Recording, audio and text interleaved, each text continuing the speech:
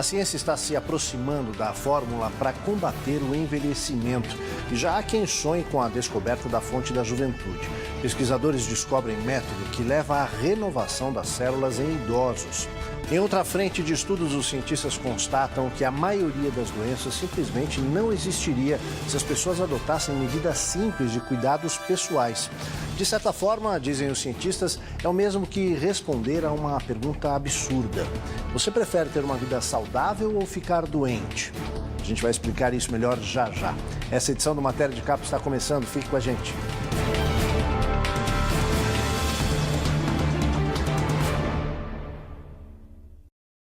A maioria das doenças resulta das escolhas básicas que as pessoas fazem no dia a dia. De certa forma, é o mesmo que dizer: vou garantir minha saúde ou quero ficar doente?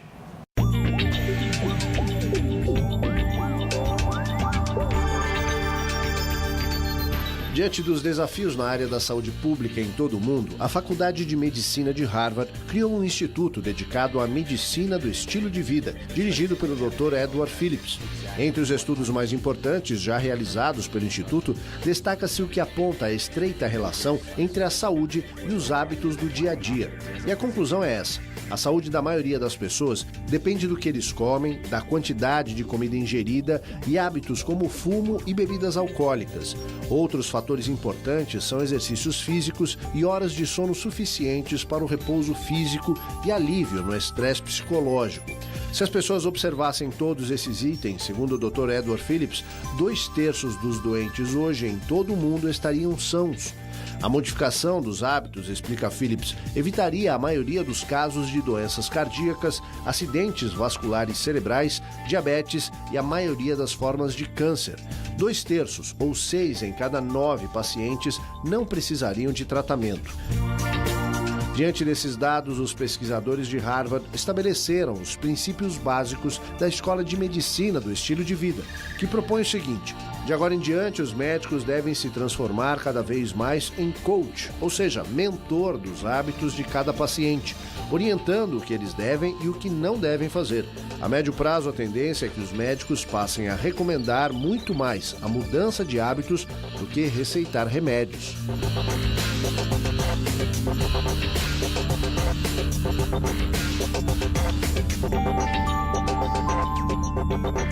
Quando a gente vai avaliar o número de casos de câncer no mundo, nós temos uma tendência ao aumento do número de casos de câncer no mundo.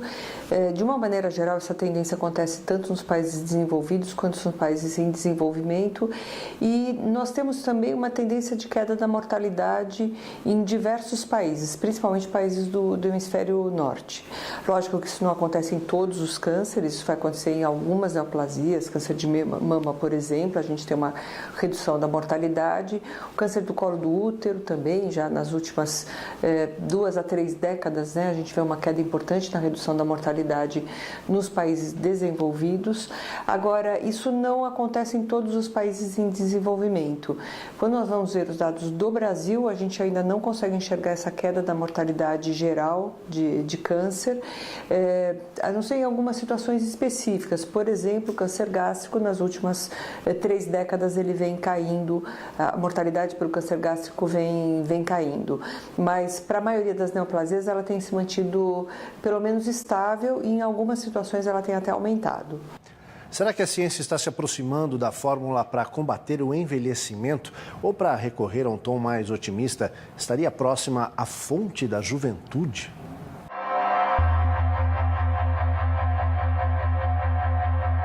Há décadas, os cientistas sabem que, na medida em que envelhecemos, perdemos a capacidade de renovação do DNA e, por extensão, das células do organismo. Daí o surgimento de certas doenças, incluindo o câncer e todas as consequências do envelhecimento. Agora, os cientistas descobriram qual é o mecanismo principal que controla esse processo. E, mais importante, acreditam ter encontrado a chave para revertê-lo, como explica o professor David Sinclair, professor de genética da Escola de Medicina de Harvard. Basicamente, na juventude, uma proteína chamada PARP1 repara o DNA de forma eficiente. Quando envelhecemos, uma outra proteína, a DBC1, se junta a ela, impedindo a realização dessa tarefa. Nessa experiência, explica o Dr. Sinclair, foram utilizados ratos com idade equivalente a um humano de 80 anos. Inseriram neles uma molécula chamada NMN. No organismo da cobaia, aquela molécula se transforma em outra, a NAD, essencial aos seres vivos. Então, a molécula NAD realiza um pequeno milagre. Ela separa a PARP1 da DBC1, permitindo que a primeira realize aquele seu trabalho vital de restaurar o DNA, como se estivesse num organismo jovem. E ainda tem mais. A NAD remove o DNA antigo que se acumula nos tecidos e outros órgãos. Na verdade, o que ela faz é um trabalho que a natureza está programada para realizar apenas nos jovens.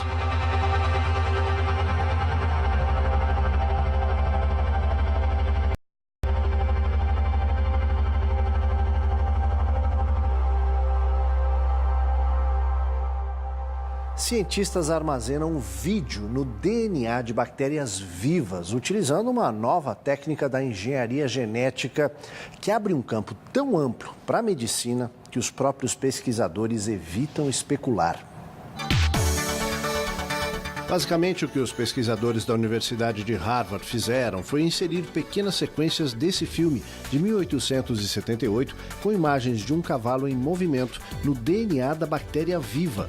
O mais surpreendente é que, ao se reproduzir, a bactéria transmitiu as informações às demais.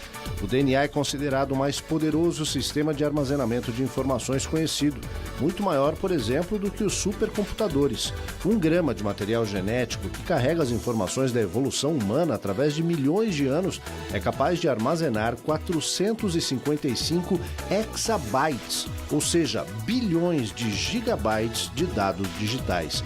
O neurocientista Seth Shipman, coautor do estudo com seus colegas de Harvard, explica que a intenção é transformar as células num sistema de memória biológica. O objetivo principal dos cientistas é que o método seja utilizado para estudar o cérebro humano, contribuindo para a solução de diversos problemas neurológicos.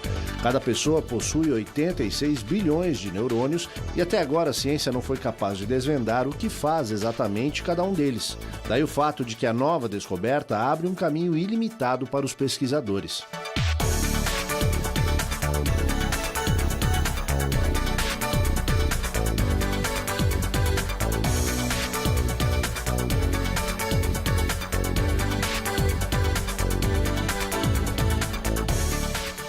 Existe algum poder de cura na arte? Um estudo que acaba de ser divulgado no Reino Unido garante que sim, e aponta as várias situações em que a arte melhora a qualidade de vida. Sexta Sinfonia de Beethoven, mais conhecida como a Pastoral.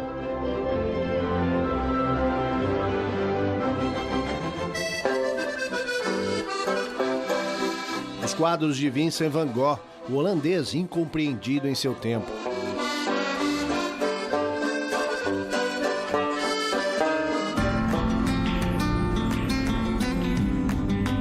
A força da literatura de Miguel de Cervantes, que arrebata leitores através dos séculos.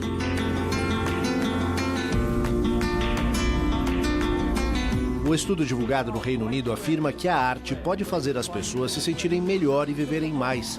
Ajuda na recuperação de doenças, melhora a qualidade de vida e, de quebra, ainda poupa gastos nos serviços de saúde. Apreciar um trabalho artístico levanta o espírito e eleva a sanidade mental. A exemplo da ciência e da religião, a arte dá sentido à vida e nos faz sentir melhor. Todos esses conceitos estão incluídos no estudo divulgado pelo grupo intitulado Arte Criativa, as artes para a saúde e bem-estar. O grupo inclui representantes do governo britânico, do King's College de Londres e da Real Sociedade para a Saúde Pública. Entre os dados apresentados, uma pesquisa mostrou que 86% dos pacientes internados em hospitais declararam que se sentiam melhor ao assistir uma apresentação da Orquestra Filarmônica Real.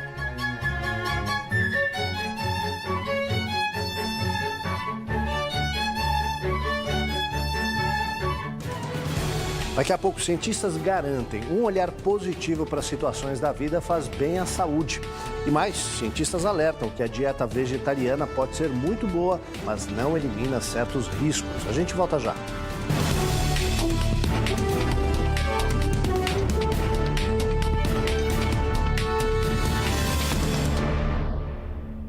Levar uma vida mais proveitosa não depende só de bons hábitos alimentares e exercícios físicos. Você vai ver agora algumas dicas divertidas de itens que podem melhorar o seu dia a dia.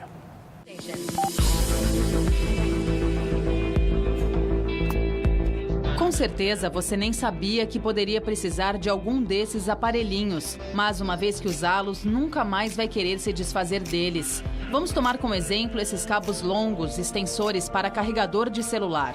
Essa maravilha da fiação acaba de vez com o problema dos carregadores com fios curtos, que deixam você preso como se estivesse em uma coleira de 1 metro de comprimento. Outro item tecnológico que pode te ajudar bastante: uma máquina de ruído branco. Pode parecer controverso, mas esses pequenos dispositivos programados para fazer barulho têm garantido uma boa noite de sono a muita gente. O ruído contínuo cria uma parede de defesa, te protegendo de outros sons que poderiam atrapalhar o descanso. Mais uma dica preciosa: fones de ouvido sem fio. Não é preciso muita explicação, não é mesmo? Imagine ficar livre de fios que enroscam nos botões do seu casaco a todo momento e que fazem com que você perca bons minutos para desfazer o eterno emaranhado.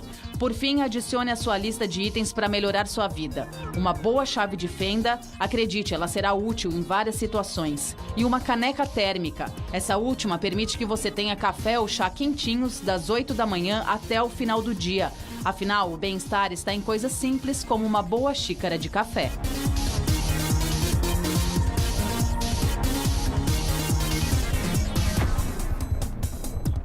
Sabe aqueles conselhos que seus amigos e familiares te dão sobre ser otimista e considerar o lado bom das situações? É bom você começar a praticar, porque, de acordo com pesquisadores, pensar positivo faz muito bem à saúde.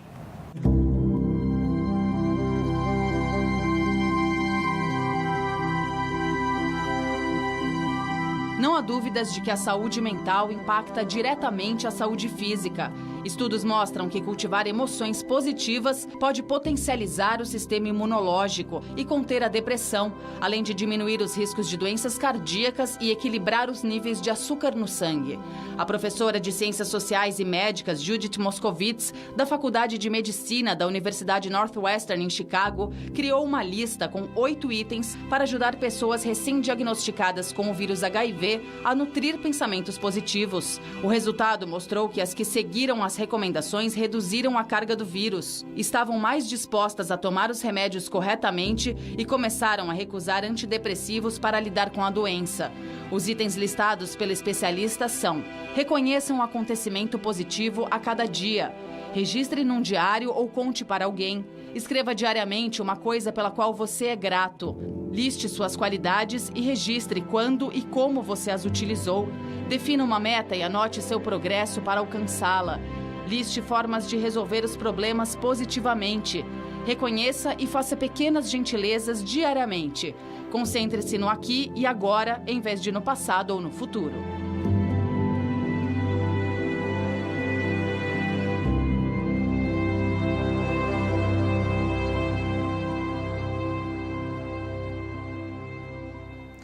Um alerta para quem acredita que a alimentação vegetariana deixa os adeptos livres de certas doenças. Um estudo recente mostra que é preciso ir devagar quando se trata de um cardápio supostamente 100% saudável.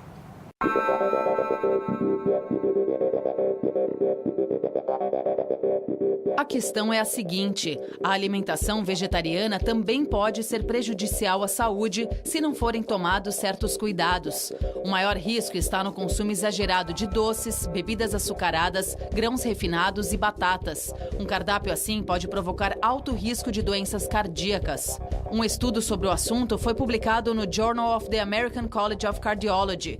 Para chegar a essa conclusão, os pesquisadores analisaram os dados de dezenas de milhares de pacientes nos Estados Unidos.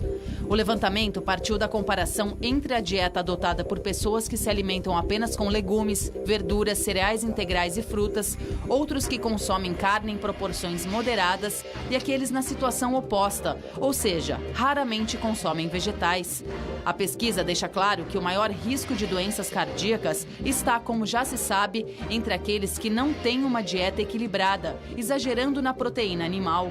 Mas a novidade é que os vegetarianos não podem se considerar totalmente livres de problemas cardíacos se cometerem exageros em carboidratos e certos produtos, por exemplo, frituras ou castanhas que contêm grande quantidade de gorduras.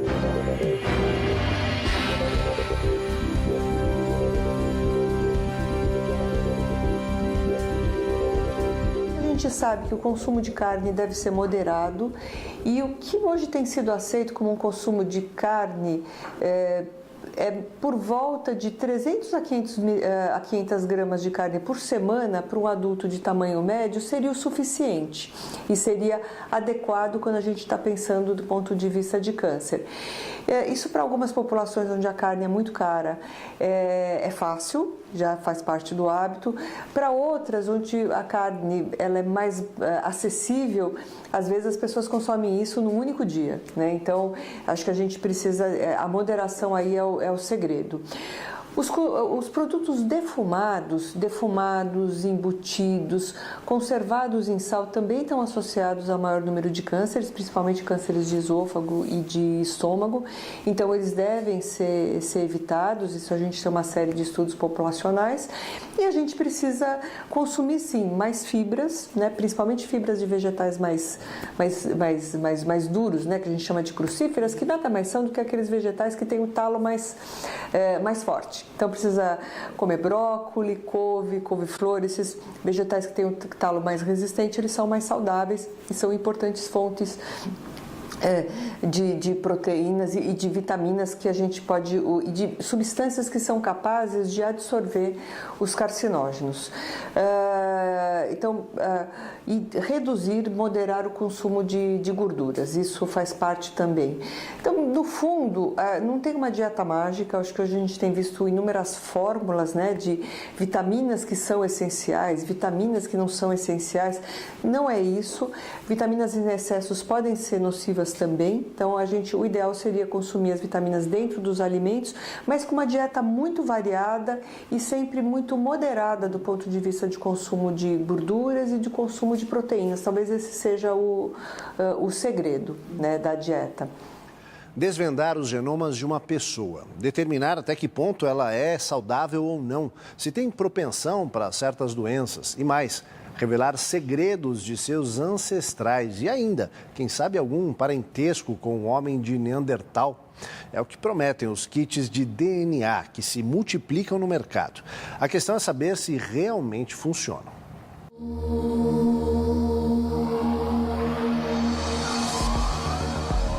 Quer saber se um dia pode ficar careca, se corre o risco de vir a ter o mal de Parkinson ou Alzheimer, síndromes variadas, problemas nos rins ou no fígado? Como era a saúde de seus ancestrais? Você é um descendente indireto do homem de Neandertal?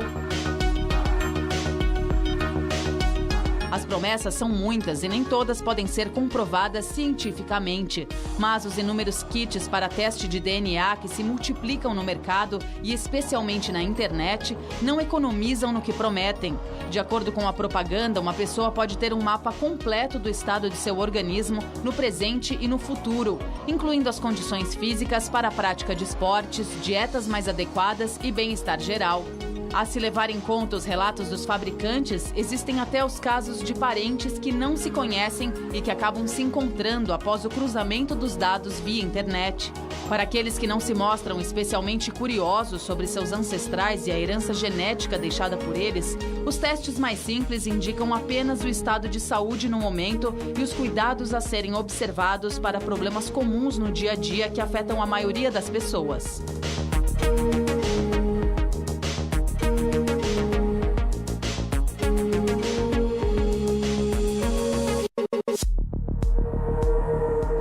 Agora, uma ótima notícia. Uma criança sul-africana ficou livre do HIV após receber tratamento por apenas 1 ano. O caso raro de cura da menina sul-africana de 8 anos não identificada foi apresentado na Conferência da Sociedade Internacional de Combate à AIDS, realizada em Paris. A menina fazia parte de um estudo clínico que investigava o efeito de drogas contra a AIDS em bebês. Embora se trate de apenas um caso isolado, o fato reacende as esperanças para as mais de 36 milhões de pessoas infectadas em todo o mundo. Até hoje, apenas uma pessoa é tida como curada do HIV, um paciente de Berlim que teve remissão completa do vírus após transplante de medula óssea de doador resistente ao vírus. No entanto, transplantes de medula são arriscados e seria impossível recorrer a eles em grande escala. De acordo com dados das Nações Unidas, dos 36 milhões de infectados, 19 milhões e meio de pessoas estão em tratamento contra a AIDS no mundo.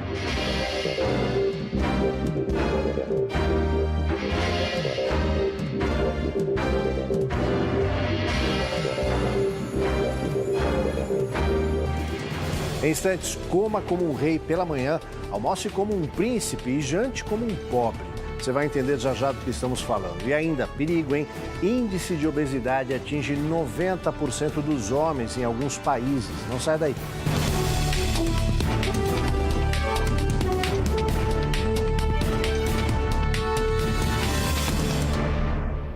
Precisa perder uns quilinhos e chegar a uma silhueta mais elegante? Tome o café da manhã como um rei, almoce como um príncipe e à noite jante como um pobre.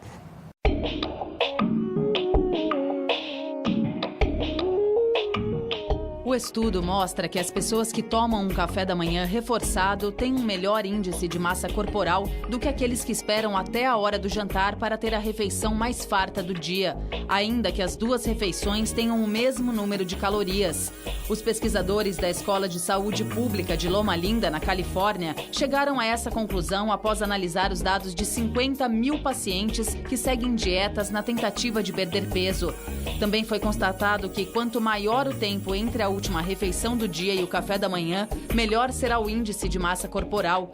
O ideal mesmo para quem pretende perder peso é ter apenas 2 refeições por dia e à noite se contentar com algo bem leve, como um copo de leite ou uma fruta. Já o oposto, aqueles que têm 3 refeições e ainda por cima beliscam ao longo do dia, especialmente doces e salgadinhos, vão ver os ponteiros da balança subir cada vez mais.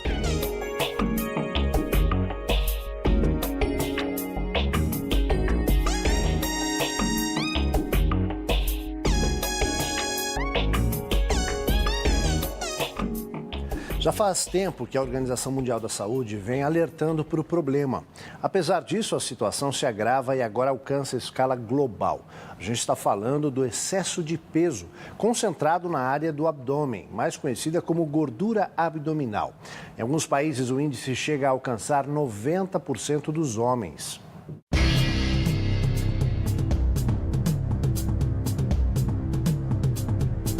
Na linguagem médica, costuma-se chamar de adiposidade abdominal, mas há quem prefira expressões como barriga de chope e outras variações menos elogiosas, embora em muitos casos não se possa culpar apenas a cerveja.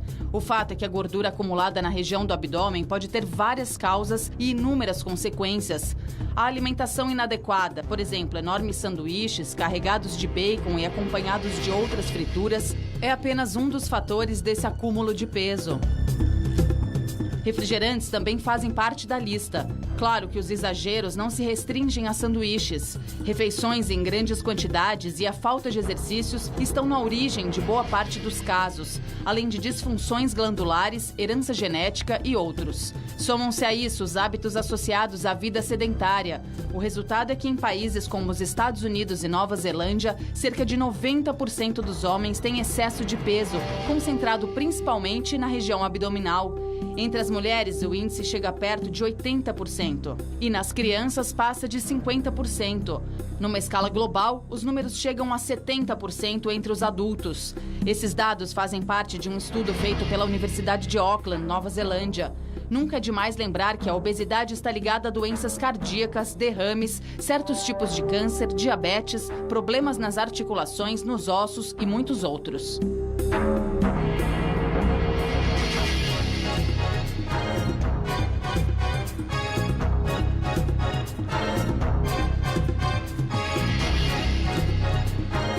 Algumas questões de hábito que são importantes.